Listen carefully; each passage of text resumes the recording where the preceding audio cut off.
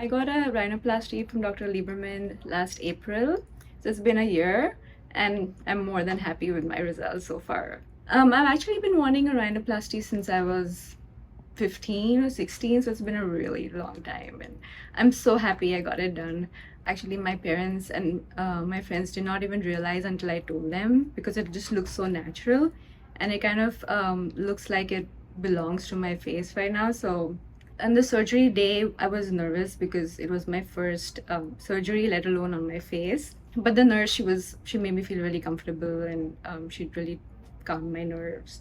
I'm just so thrilled I chose Dr. Lieberman and I'm so grateful to him for this newfound confidence. I was always conscious about my nose and now I don't have to be conscious because I feel like my nose just fits in my face and it's perfect. It's the best decision I've ever made, so I'm really grateful and happy.